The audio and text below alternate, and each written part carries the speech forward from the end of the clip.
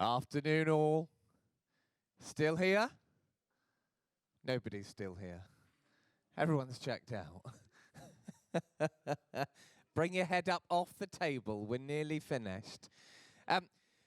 One final session. Les is going to bring us home and inspire us with all that is to come tech-wise.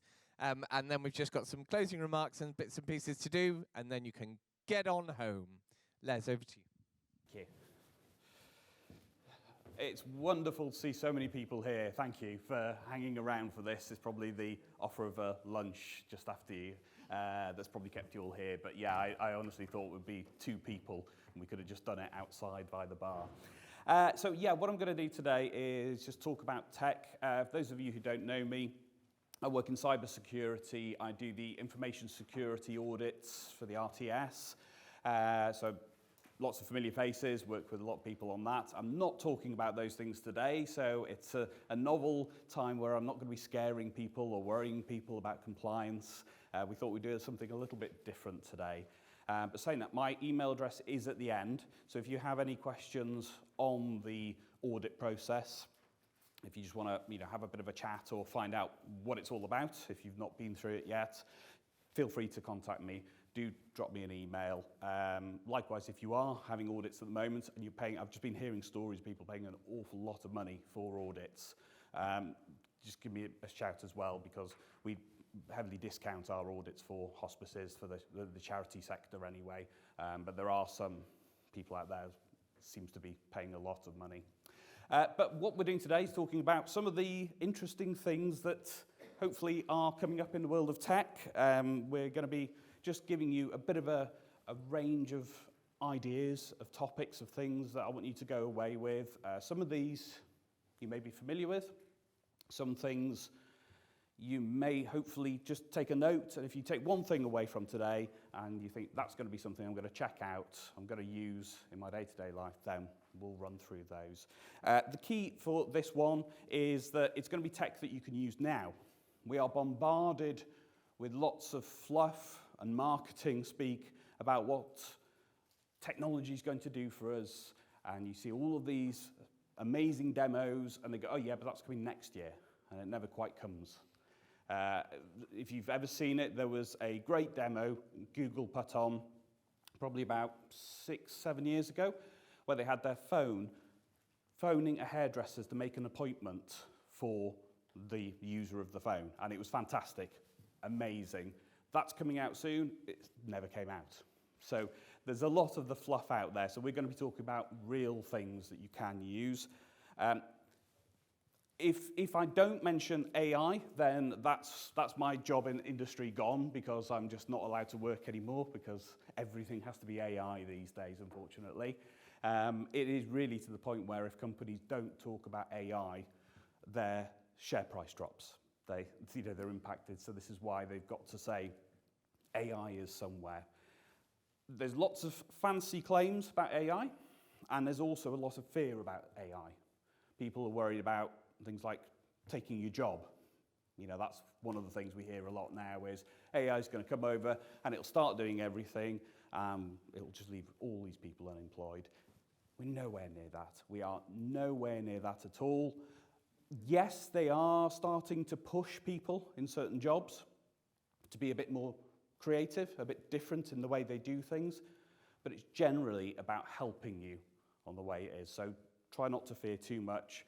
Although I have been saying this for a bit about AI, I've never been worried about kind of thing I do being a problem, but unfortunately, just this week, I did discover that AI is challenging me for one of my very important roles. Somebody's created an AI bot that creates dad jokes. And they make little videos with it. So that's, I've been practicing those for years. If they make a bot that follows you around IKEA and makes puns around the product names, then I'm just going to be gutted. My daughter's not going to be able to be embarrassed by me. We've got lots of AI out there. What I'm going to do today is just talk about the good things that you can do. So the first thing we've got is the AI bots, the chat tools that are out there. There are endless numbers of these at the moment. Some that you may well have heard of, ChatGPT. is the one that really catches the headlines. That's what most people think of when you think of AI. There's another one called Perplexity. Perplexity's big push at the beginning was they are trying to replace a search engine. So they will access websites live, potentially, and they will go out and do research for you. Whereas ChatGPT historically was that the bot has been trained on a whole load of data, massive amounts of data, and it will give you the answer based on that. So if you ask it something that's just happened in the news, it wouldn't necessarily know about it, but Perplexity would. That's changing. The lines are blurring now because they're getting better at accessing, more live things. Google has an offering, Gemini, and then we've got an interesting one here called, it's part of the Abacus AI tool. It's called Chat LLM Teams. It's actually a really cheap way to get into AI because you can use free versions, but they have limits. So you start asking questions and you'll hit up against limits quite quickly in the amount you can ask. What this one does, it's $10 a month, and it will pick which AI service it thinks is best placed to answer that question that you have. So if you ask it a question that it thinks ChatGPT knows, it will then go and get the answer from that and bring it back to you. So it's a little bit more of an intelligent effort to say, all AIs are good at something different, let's try and spread that. And actually the cost is very, very good on these things. They are really useful for some things, but the big, big caveats with all of these is what data are you putting in there? Be very, very cautious. And that is my security hat on, is please do not put sensitive information into any of these. Because unless you're paying for one of the more higher commercial packages, they reserve the right to take all of the data you've put into it and use that for training. When we say training, how the AI learns. So in theory, that data is in there. If you put someone's personal details in there, it's in that system. And then it could, at some point, come out. You never know. There have been quirks of this, where somebody's put in something and it actually got a branded company's bit of data out because it said, oh, that fits it. It has no morals. It's not thinking, oh, I best hide that. It said, this is the best solution, and it gave them something that had a company name on it. So we have to be really careful about that. So when I'm talking about these AIs, unless you get one that specifically has guarantees on the data security, there are some out there. What I'm going to be talking about is use this for non-sensitive data. We want to use this for things that will just help you. If you need to put some data in there, like you want to do some forecasting with your data or of your membership database, anonymize it first. If you just give it a spreadsheet without any names on it and any personal data, it's just crunching numbers then, so that's perfectly fine. And that's not going to come out anywhere exactly replicated that anybody would care about. So that's the kind of first caveat that we have to think about with these things. But where is it useful? As I say, it's not replacing people's jobs, but it can help you. And I often compare these ChatGPT and Perplexity and all as a very keen intern. It's someone who's really keen to help you. They will do their best to get you an answer, and if they don't know the answer, they will make it up and sound convincing. And this is, if you start using these, if you've not used them, you can really get into a point where it's just lying. It's just making stuff up. And then if you call it out, that can be really funny, because it kind of goes into a bit of a shame well sometimes. Where it's going, I'm sorry, I've been lying to you. And so you can have some entertainment there. But it's something that can go out there, help you, but do not rely on it. We are not at that stage, and we probably won't be for a long time. So don't just say, generate me something, and off you go. So I was thinking of some examples that could be useful for you. What I put into, this was ChatGPT. I appreciate you might not be able to read that, but you get an idea. I said, made up a hospice, Chester Hospice, that's where we're based. I want to do some marketing for our lottery hospice, and then what kind of things can you do? I didn't ask it too much. AI bots work really they really improve the more detail you can give them. So if you can be really, really specific in your what we call prompts, what you're asking, that you get a better result. So it's worth spending time doing that. But I just said, give me a bit of a marketing campaign for our lottery. And it's come out with a whole bunch of things. We've got key outcomes of these. We've got content themes, lottery highlights, impact stories, behind the scenes, supporter spotlights, fun engagement polls, and then we even get a suggested schedule of when we could do this. So that it would be interesting. And then we've got down the bottom there, example post ideas. Congratulations on our latest winner. And then we've got another one. Last year, our lottery raised over 100,000 funding vital services like counselling and end-of-life care. I didn't give it any details. I just said a hospice. So this may or may not be relevant for you, but it's a starting point. It's better than a blank page. So that's given me some great brainstorming ideas to go with. I then said, right, well, give me a schedule for the week. What can you give me there? So it's given me a full schedule for a few weeks, it went on, with plans on what I could post, even the ready-made social media posts with little emojis and icons and all the rest of it, and then you can just insert your links there. Be very careful. Look at these. If it's doing something that's, going to be a problem from compliance, or it doesn't meet with your hospice or your lottery, people are going to spot that very quickly. But it's just a template. It's something that's generated you some content that then you can work on.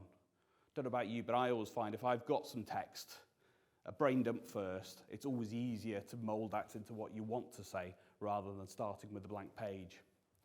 It's even given me hashtags. So it's made some hashtags up for this. This is from a two-sentence prompt that I gave it. So if I gave it more details, I could tell ChatGPT, look at the website and find out some more information, and then it would go and extract that detail and give me some fascinating suggestions from that side of things. So we've got all of this in place. That's a good little framework there. I also then said, well, you can see the prompt at the top. I said, can you please create an engaging post about our team being at the Grosvenor Garden Centre this weekend, where we'll be signing up people for our lottery. And we have a suggested post here. If you scan through it, you see it's actually quite good. It's maybe not perfect, but it's got some key things. And I even like the bottom one, not around this weekend, you can still join online. It's these kind of things that you go, oh, do you know what? Didn't think of that. I was so busy thinking about the garden centre event that I didn't think I should just throw in a line there to say, have a think about this. No. So these are the kind of things we can get out of there. By doing that, we're not divulging any sensitive information, and we're not giving this the automatic ability to post to wherever social media. Bad idea. We're just using this as a prompt.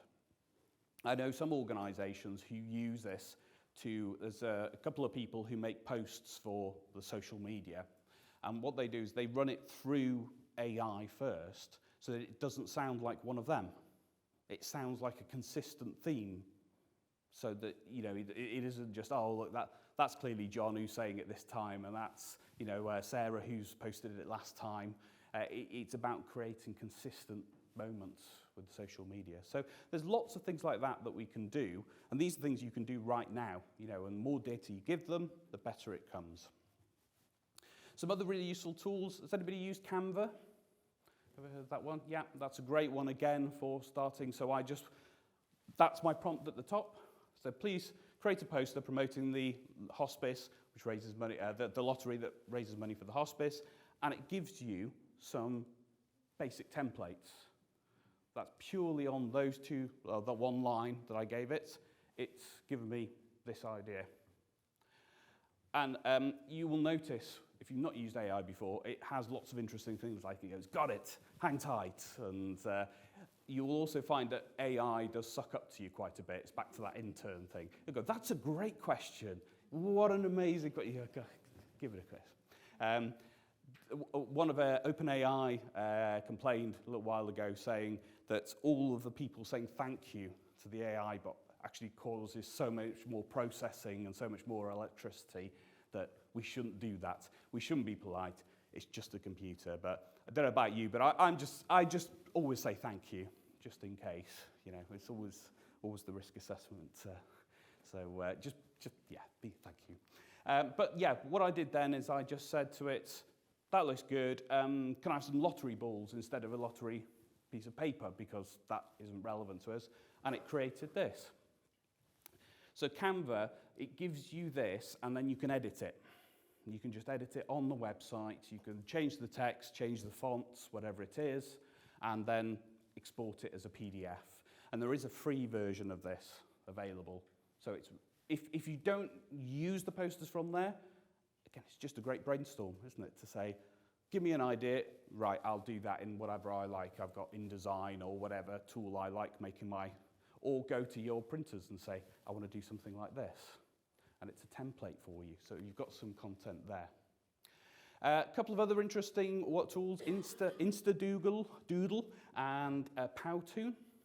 These are two tools that allow you to make videos. So if you want to make a little engagement video or just videos for internal staff training, Powtoon, example here, we've got templates that you can use. You can go through, pick them, and then you can edit them. So this is just some that I took a snapshot of. Happened to be cybersecurity, it wasn't meant to be. This is AI generated as well, this gentleman. So you can actually change what he's saying, and it will generate that. Or you can have animations for if you need to do some staff training, or you can just do, you know, like a quick social media video that gets people out there. This is another one. I'm sure you've seen these kind of animated, someone's writing and putting some bits and pieces. These are all templates that you can then go in and create. But you can, with Powtoon, even ask it, you can give it some form of AI prompt to say, you know, we're wanting to do this topic, and it will try and generate something for all there. So really, really useful tool. Adobe Firefly. Has anybody used this one? It's one of my favorites for generating images. You can do lots with it, but it's a really nice tool for being able to generate images or whatever. You just describe it, and then you refine it. So I asked it to generate pictures of people celebrating with lottery balls around them, and it came up with these. That was in a few seconds. James has nearly fallen off his chair, seeing that they look a bit too childlike, but that's the first go. So you obviously don't use that, but I went back and I said, well, can I make it look a bit more photorealistic, make them look a little bit older? So that comes out. And these are the samples. You can then take them and put them in different locations. You could say, I want the gentleman there in different scenarios. So they could be sort of a theme across some marketing material that we're doing. And it just generates those for you in all different formats. So Firefly, great fun to play around with it and to tweak what you want to do with it. Something a little bit less exciting, but can be useful. We're all used to sending out forms, questionnaires. I'm sure you've used some tools like this. Forms app is a nice one because it uses AI to generate the form, which you can then edit. But again, it's all about saving time. So I popped into here, create feedback form for attendees to the HLA Conference 2025. And that was just a little screenshot of it, but it created me a screenshot. It came up with the questions, and that's a form ready to go, but I can go in there and edit it, change some components if I need to. But it's got, I think it was about 15 questions or something it had created in there, that I could then just tweak, change around if I need to. And yeah, it's just another nice starter for that one. And they've got some good security guarantees in there. But always check these because, you know, companies change, but well worth having a look at some of these. Notebook LM is another interesting one. This is by Google. Anybody use that? These are all new to you. Good, good. Hopefully it'll be useful to have a look at. This one is a slightly different approach to AI, where you're not going to use it to ask it to do things like we were doing before. You're going to use this to question documents that you have. So in Notebook LM, you create a workspace, And you upload documents to it, and then you can ask the AI about those documents. We have a few clients who have created a workbook and put all of the Gambling Commission guidance documents in there. So they use that as a knowledge base. Don't treat it as legal advice, don't treat it as set, but it's a really good way of then going, oh, we've got a question about this. Where is this covered in the documents? Where do we, is this even a thing within the LCCP or in one of the other documents? And it will just quickly produce you a summary and say, here it is in this document. So if you have lots of long, boring documents, you can just stick them all in there and ask questions over them.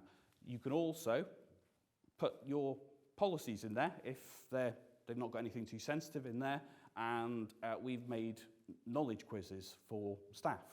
So we've asked it to create a quiz based on the content, and then you can give that out to staff, and it's actually really relevant to your organisation. So that's a really good one. Another quick one, Recast Studio. This one's one where you can create short videos for social media. To go back to that thing of promoting something on Instagram, Twitter, and it's just the software is set up just to allow you to create these kind of tools, and you've got all the little emojis, the different common things that you'll see. You probably look at it and think, I've seen adverts like that loads of times on social media as I'm scrolling, because exactly that's what they're using, those kind of tools. That's free again. Well, there's all of them have a premium and then a free version. They tend to be either a bit of an allowance, or if you want to do some advanced features, that will then take you to the paid for. But none of these we're talking hundreds of pounds a month or anything. They're typically, the £5 to £10, maybe £15 a month, depending on the service. But you can try them all before you do that side of things. A couple of quick things that are non-AI related. Yes, we're escaping from that world for a second. If you do not use a password manager at the moment, then this is my recommendation at the moment, a tool called Bitwarden, which is free. It's a password manager with plugins for your browser, desktop, your phone apps. If you are still trying to remember your passwords or writing them down somewhere, please don't. Get yourself a password manager, but this one is free, so it's a really good one, and it's one of the kind of top two respected in the industry. Raindrop is a nice little tool for bookmarks. I have a terrible habit of just opening tabs and leaving them open, and then I have far too many. I did it once, and I actually discovered on my system I had 650 tabs open. But yeah, I use now Raindrop to do that. It's really good at saving bookmarks, and you can categorize them, give them tags, put them in folders. Again, there's a free version of that, so really useful for that side. Something completely different. If you're someone who finds it difficult to concentrate when you're working, or if you've got a busy office and you like to put some headphones on, these are very popular tools. They are specifically designed to help you concentrate. So they are science-backed, and they create music that resonates with your brain, and in sort of, there's various different methods, but they're trying to give you either inspiration or relax you. They have sleep models as well, but it's really quite good, some of those. Some of them have ADHD models where you can put those in, and they help people to be able to work with that. Free versions, and then it's fairly low subscription for those, but you can try it again before you buy on those. If you're a fan of visual task management, you like the old boards like this, Kanban boards, as they're properly known, then a tool, if you've never encountered this one, is Trello, which is very important, very important for a lot of companies. It's one where people can do very large-scale project management, but you can also do it for your own personal tasks or for team management. And the whole concept is you have columns, and you can move tasks from one side to the other. They will progress, and you could also have limits on how many tasks can be in a particular state at any one time. So you don't get like a backlog of, we've got all of our tasks in one place, we're waiting for them to do something to fix this side of things. Another personal favourite of mine, task list, is Todoist. Loads of task list software out there, but Todoist is quite nice because you can abbreviate stuff. So you can start to type in what your reminder is, and then you can use like English language to say next Tuesday, or every Tuesday, or every other Tuesday at 3 p.m. And then it will do all of the setting reminders and all of the other bits and pieces. So that's really quite a useful one, because I know a lot of people struggle trying to find different task managers that actually work. And then notebooks. If you don't use an electronic notebook, then it's well worth having a look at these tools because they're getting more and more powerful. And it's a great way of combining all of your thoughts into a single location that is available on your phone, it's available on your laptop, on your computer, wherever it may be. And they're just a nice way to avoid saving lots of documents in different places and then losing them. You know, you save a text file and you go, where did I put that? So I put some notes in there. Really, really useful tools for those. And there are free versions of all of these, and then you can pay for like more storage or whatever if you want to add those in there. If you are a fan of writing, good old-fashioned pens, and you like writing lots of notes, then you remember from the old paper forms days that paper is not a great one for security because people leave notes everywhere. You know, you have your paperwork and all that side. But if you are a hardened person who wants to write with a pen all of the time, one of the interesting things that's really come about in the last year or two, and they're getting better and better, is e-ink notes books. So there's two that have really got the market at the moment. One called Remarkable. They're not cheap. Some of them go up to about £500-600, but there are lower price versions and the Kindle Scribe over there. But both of them, you have a paper-like experience. That's their selling point. It's not like if you've ever used a pen on a tablet. It's a paper-like experience, and you can organise all your notes in it. The device is password protected, encrypted, and it syncs with the cloud. So you've got both protection on, leaving your folder on the train and losing all of your notes, and also the security side of things. So we've got a few people who use them for data protection reasons, because you're not writing them on a piece of paper that could get lost. So those are the things that maybe there's a bit more cost involved than those, but if you really do like it, they are great for that. They're really, really good experience to have it, and just your notes are there with you at all time on that side. So it's a bit of a race through lots of different things that hopefully some of those you can go away and have a look at. But certainly with the AI side of things, don't be scared of it. Go to these chatbots and just ask it questions. Learn what it likes and how it likes prompts being written. That's just something you'll get used to the more you do it. But as you can see, it gives you some great content that you can then take and build on. I know very well that hospices do not have a lot of money, so if it's the choice of not being able to go out, you can't go out and get somebody else, a marketing expert, to go and write these things. The next best thing is to get something like this, and then at least you've got some content that you can build on from that side. So my email address is there, as I said, so if you do have any questions about anything I talked about today, because that was a quick run through, but also about the audits or anything like that, do feel free to contact me. I'm here just to help people and just to guide people, so do not feel like you're going to be bothering me. Just give me a shout, anything at all, and I will see you in future conferences again. But thank you very much for staying. That was really good. Thank you.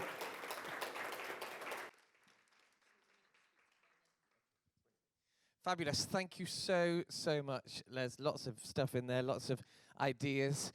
I'm particularly going to try all those focus and concentration apps because I'm useless at staying focused. We have just got some closing remarks and some prize giving to give out, because we know that's why you've all stayed, really, to win the bottle of champagne, isn't it? So if you've still got your sticker thing, now is your last final chance to add it into the booklet. Just while Trudy and Haley are getting ready, it would be great to reflect on what you're going to do differently as a result of spending 2.5 days here, rather than going back to the office and it just being a nice jolly. Let's actually commit to doing something differently. So if you've met somebody or you've connected with somebody, have a bit of an accountability chat with them before you go home today and say, well, actually, this is what I've learned. This is what I'm going to do differently. And then ping them an email in a couple of weeks and say, did you actually do that? Did it actually happen? Because we're interested in learning and practice improving rather than just having a jolly. So over to you, Trudy, if you're ready.